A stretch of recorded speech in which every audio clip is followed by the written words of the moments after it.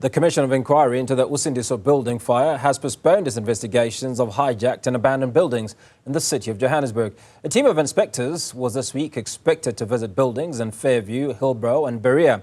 The Commission has completed the first part of its investigation into the cause of the fire that killed 77 people almost a year ago. Newzroom Afrika's Veronica Makhoali has more.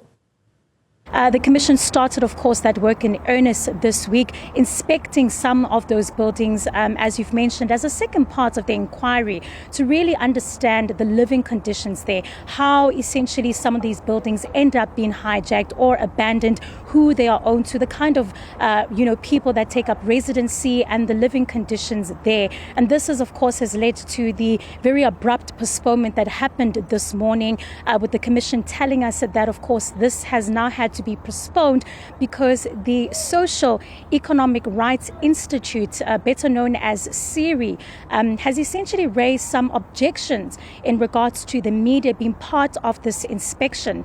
You would have seen yesterday some of the work taking place where the media was part of the inspection and essentially just showing some of the living conditions there. And you would know the congestion. You would also know that materials used in those hijacked buildings, showing the kind of living conditions, has really raised concerns from SERI, saying that they do not appreciate essentially the media being able to film those residents that are living there. And so the chairperson of the commission, that being Justice Sisi Gampepa, then ruling right on the spot yesterday that they would then blur the faces of some of the residents and that the media would only be able to film the living conditions should they be given consent.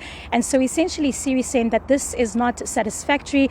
They have now, of course, laid a formal complaint with the Commission, saying that they will be hearing essentially a formal application on Monday, just to allow SERI, of course, to make its submission on its stance. But as it stands at the moment, the inspection has been paused to allow these arguments to take place.